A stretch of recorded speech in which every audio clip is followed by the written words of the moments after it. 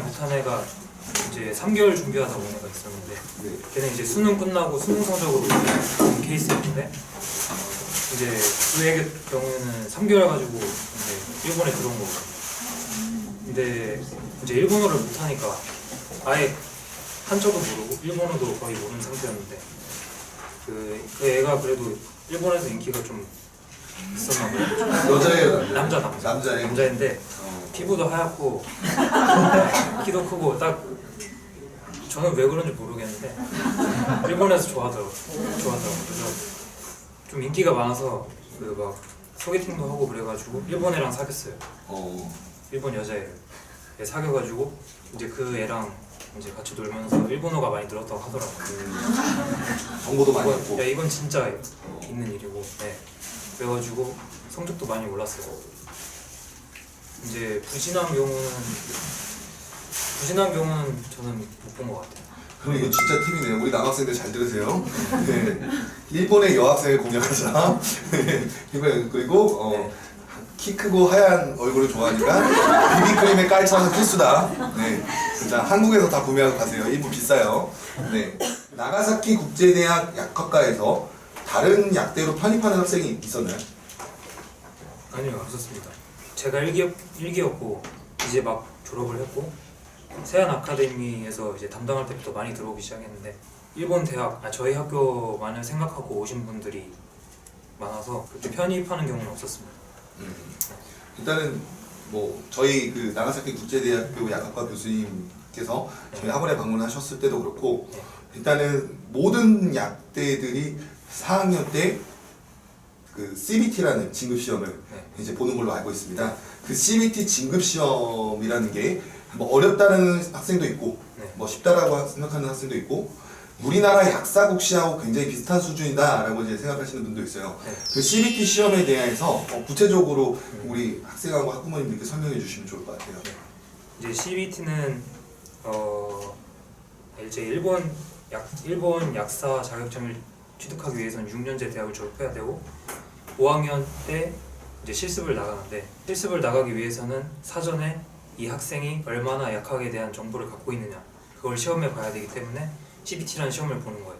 그게 CBT의 목적이고 CBT는 오지선다 중에서 하나를 고르는 지금 한국의 약사고시랑 비슷한 유형의 시험이고 과목은 1학년 때부터 4학년 때까지 배운 전과목 물리화학 생물을 포함해서 임상 과목까지 포함해서 전과목을 시험 보고 전부 다 객관식입니다. 그리고 컴퓨터로 보고 1학년 때부터 4학년 때까지 꾸준히 공부해 왔던 학생들이면 충분히 4학년 때도 학교 자체에서 CBT에 대한 대책을 해주시는데 1학년 때부터 4학년 때까지 해온 분들 아니면은 그냥 대충 해온 분들이라도 4학년 때 와가지고 공부를 하신다면은 충분히 붙을 수 있는 난이도고 이제 저희 학교 같은 경우에는 CBT를 보기 전에 학교 자체적으로 이제 CBT 유형의 시험을 또 따로 봅니다. 이제 몇 회에 걸쳐서 시험을 보는데 CBT보다 약간 어려워요. 약간 어렵기 때문에 애들이 이제 CBT를 합격률을 높여야 되니까 앞에서 커트라인을 만드는 거죠. 그것만 합격하셔도 CBT는 충분히 합격하십니다. 그리고 재시험까지 있기 때문에 떨어지는 사람은 거의 없다고 보시면 됩니다. 그러면 이제 그 CBT 진급 시험 전에 네. 학교에서 마련한 예비 시험이 한 번 네네. 있고 네. 그다음에 본 시험이 한 번 더 있고 네. 그다음에 본 시험에 떨어져도 재시험이 있다. 네. 그러면 사실상 그렇게 어려운 건 아니네요. 그렇죠. 몇 번이나 기회가 있기 때문에 충분히 합격을 하실 수 있어요. 커트라인이 한 몇 점이에요? 커트라인은 65%. 65점. 네. 그래서 100점 만점에 네. 65점. 네. 그러면 그 진급 시험을 보고 그다음에 이제 연구소로 가는 걸로 알고 있어요. 네, 연구실. 예. 네. 그럼 진급 시험. 네. 그럼 진급 시험 가서 네. 연구실을 배정을 받는데 네. 진급 시험을 잘 봐야 좋은 연구실 자기한테 선택 권한이 있는 거죠? 네. 진급 시험에서 그 본 시험 점수를 가지고 이제 상위 애들한테 선택권을 줍니다. 그 상위권 애들이 이제 1지망, 2지망, 3지망, 4지망, 5지망까지 있는데 1지망에 막 좋은 연구실 썼다 그럼 걔네들이 좋은 연구실을 가는 거고 거기가 자리가 남다면은 이제 나중에 5지망을 썼더라도 오지망에 들어가는 상도 있고. 그러면 가장 1지망 같은 경우에는 네. 1지망의 연구실을 쓰는 그 메리트가 있을 거 아니에요? 그렇죠. 그 연구실이 좋기 때문에 1지망에 쓰는 거잖아요. 그 연구실의 특장점이 뭔가요? 제 기준으로 말씀드리면 저는 이제 한국인이니까 아무래도 6학년 때 되면은 약사고시에 몰입을 하고 싶어서 5학년 때 되면은 졸업 논문을 쓰기 때문에 시간을 상대적으로 많이 뺏길 것 같아서 졸업 논문을 그래도 어느 정도 준비를 해주시는 그 교수님이 계세요. 이제 어떤 교수님은 아예 졸업 논문을 처음부터 너가 써라, 실험 같은 것도 너가 해라, 이런 선생님도 계시고, 실험에서 조금 도와주고 졸업 논문도 조금 도와주고 해서 선생님들이 대체적으로 준비를 해주시는 그 연구실이 있어요. 저 같은 경우에는 아무래도 시간을 벌고 싶으니까 준비를 해주시는 선생님 쪽으로 이제 지원을 했죠. 그러면 교수님의 연구 분야에 따라서 지망순이 아니라 물론 이제 공부 잘하는 학생들이나 여유가 넘쳤던 학생들, 이제 장래를 위해서 내가 어떤 연구실을 가야겠다 이런 학생들은 이제 물론 그 자기가 원하는 이제 그런 제가 말한 기준과 상관없이 그냥 자기가 원하는 연구실에 들어갔을 텐데, 이제 대체적으로 학생들이 약사고시의 합격이 목표니까 저 같은 기준을 많이 가졌을 거라고 생각합니다. 그러면 일단은 네. 상위 레벨이 있고 그 네. 상위 레벨이 선택하는 경우에는 네. 보통은 자기가 원하는 분야, 예를 들어서 무슨 병을 치료를 하게 되는 신약을 만드는 교수님이 있다고 한다면 나의 뜻과 동일한다고 한다면 네. 거기로 1지망을 하는 거고, 네. 중간 레벨의 경우에는 어느 정도 편하게 약사국시를 준비하기 위해서, 그러니까 약사국시에 좀 더 노력을 기울이기 위해서 논문이라든가 실험 부분에 대해서 팔로우업이나 피드백을 잘 주시는 교수님을 네. 따라가는 거고, 네. 그럼 하위 레벨은 어떻게 되는 건가요? 하위 레벨은 선택권이 없는 거죠. 그냥 남는 그냥 자리에 남는 있는 자리로 가는데, 남는 자리에 교수님들은 대부분 이제 아니까 자기네 연구실로 오는 학생들이 어떤 학생들인지 아니까 대부분 이제 하위권 애들이 간다는 거 아니까 대부분 그 약사고시 준비 대책 쪽으로 해주시고, 이제 실험 같은 경우는 거의 안 하는 선생님들이 많습니다. 네. 그 다음에 그 약국 실습을 가시잖아요. 네. 실습했을 때 주로 어떤 실습을 하셨는지. 실습 때는 그 약사 선생님이 하시는 업무를 거의 다 한다고 보시면 되는데, 일단 기본적으로는 약국과 이제 병원에서 실습을 하게 되는데, 약국에서는 조제와 이제 복약 지도를 중점으로 하고, 병원에서도 조제와 이제 일본 같은 경우에는 이제 병동에 약사가 회진을 하면서 복약 제도를 하는데 그것도 하고, 이제 병원에서는 특히 의사들이랑 다른 의료팀과의 그런 회의 같은 것도 참여하기 때문에 이제 거의 모든 거를 다 경험할 수 있다고 보시면 됩니다. 국내 같은 경우에 이제 실습처가 부족하다라고 이런 얘기들도 이제 많이 나오는데, 뭐 네. 나가사키 국제대학이 사실상 뭐 서울에 있는 게 아니라 사실상 지방에 있는 거잖아요. 네네. 뭐 실습처가 부족하다거나 그런 건 없었나요? 그런 건 전혀 없었어요. 그런 건 전혀 없었나요? 네. 자, 그러면 이제 결국은 이제 6학년까지 1학년부터 6학년까지 이렇게 올라왔는데, 여기서 이제 한 학생이 질문을 했던 게 한국어 번역본이 많이 부족한데 전공 공부에 대한 어려움은 어떻게 해결했나요? 이렇게 물어보는 이유가, 보통은 우리나라 대학 같은 경우에는 이제 실상 말하는 족보라는 게 있거든요. 그게 굉장히 중요한, 이제 우리나라에서 중요한 연구가 되는데, 본인이 6학년까지 올라오면서 선배도 없었고, 그 다음에 뭐 당연하게 그 본인보다 많이 안다라고 할 수 있는 한국인도 없었고, 그런 부분에 대해서 뭐 시험을 치르는 데 있어서, 진급 시험을 치르는 데 있어서, 생활을 하는 데 있어서, 전공 공부를 하는 데 있어서, 논문을 쓰는 데 있어서 부족하거나 그런 것들이 있었나요? 저는 그렇게 딱히 어려운 건 없었고, 일본의 약사고시는 엄청 어렵기 때문에 재수학원까지 있을 정도의 그런 난이도이기 때문에 족보나 이런 거는 엄청 탄탄하게 있는데 그거를 공부하지 못해서 그게 공부하기가 어려워서 떨어지는 경우가 이제 국시고, 학교 같은 경우 학교에서 이제 보는 졸업 시험이라든지 그런 시험 같은 경우에는 1학년부터 5학년, 6학년까지 올라올 정도의 실력이면은 6학년 때 공부를 안 하고서야 그거를 떨어질 수가 없어요. 거의 다 웬만하면 합격을 시키고 이제 중요한 거는 약사고시이기 때문에 약사고시만 잘 준비하시면은 학교의 졸업 문제는 저는 없다고 봅니다. 그럼 1학년부터 6학년까지 족보라는 거하고 무관하게 학교 수업만 잘 들으면 되는 네. 거네요? 저는 족보보다는 일단 근데 학교 공부를 좀 더 치중하게 해서 족보를 보면 왜냐면은 이제 정해진 것만 공부하기 때문에 나중에 이제 응용 문제나 그런 걸 풀 수 없기 때문에 저는 족보를 되도록이면 안 봤거든요. 족보가 있어도 하루 전날 그냥 잠깐 보거나 그 정도로만 했지 이제 족보를 가지고 공부를 한다 이런 건 아니고 이제 족보가 물론 있어도 저는 그 학교에서 준 자료랑 전공 서적 이거를 전부 다 보면서 공부를 했었기 때문에 족보가 부족하다 그래서 합격하기 어렵다 이거는 아니라고 봅니다.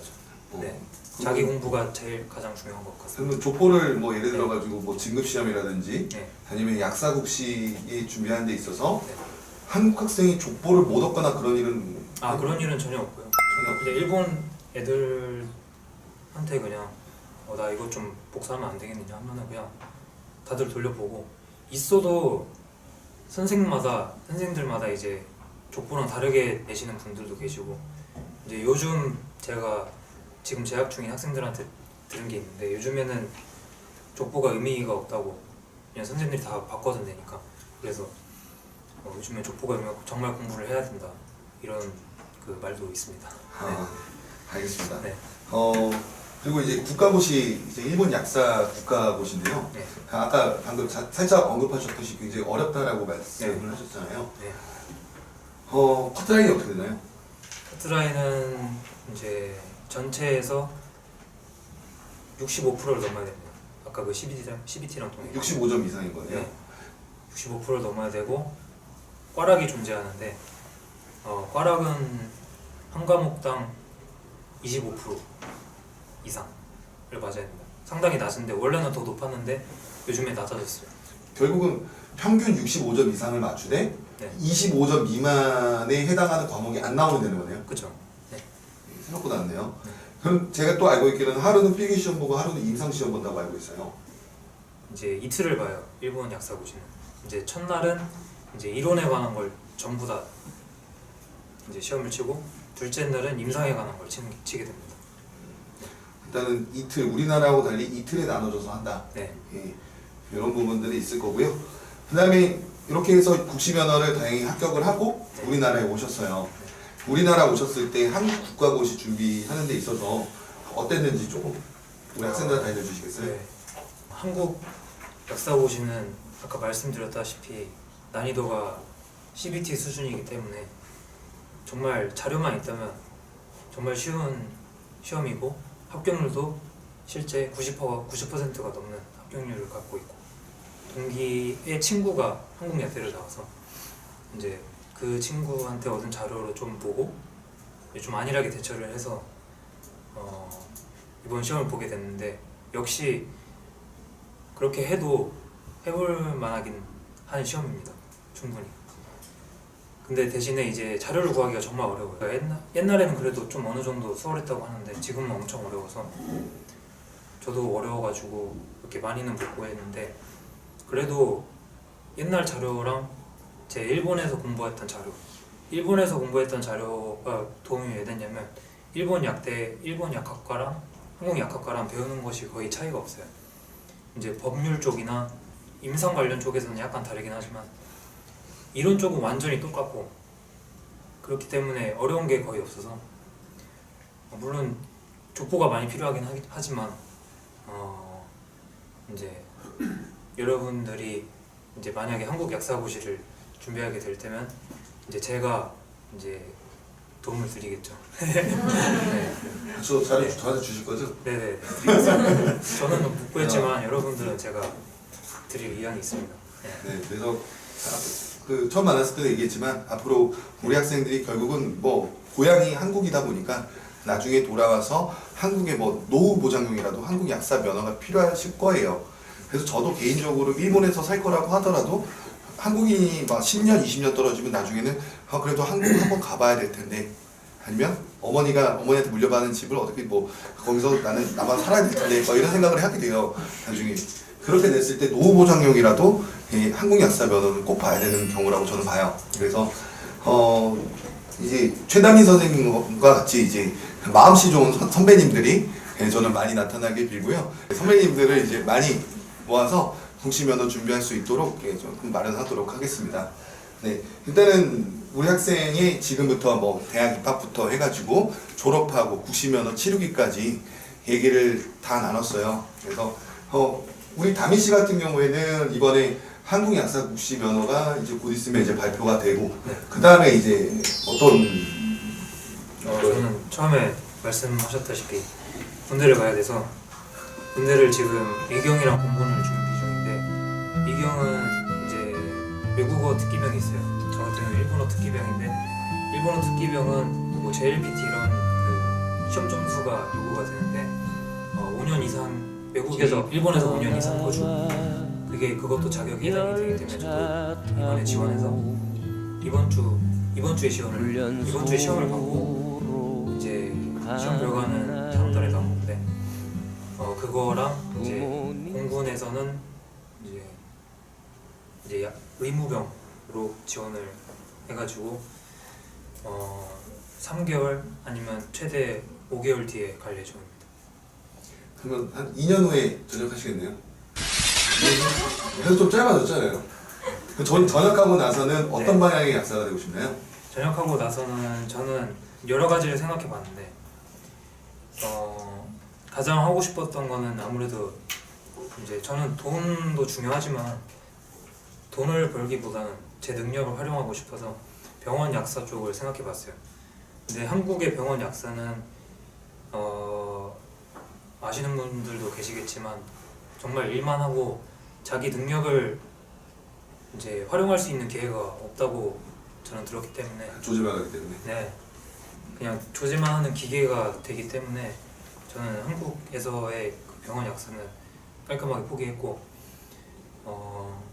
이제 기업 그냥 개인 약국 같은 것도 조지만 하기 때문에 저는 애초에 생각을 하지 않았고, 결국에는 한국에 있는 일본계 글로벌 제약회사를 이제 목표로 하기로 했습니다. 그래서 제대 후에는 저는 구체적으로 말씀드리면 일본의 그 아스트라제네카라는 제약회사가 있습니다.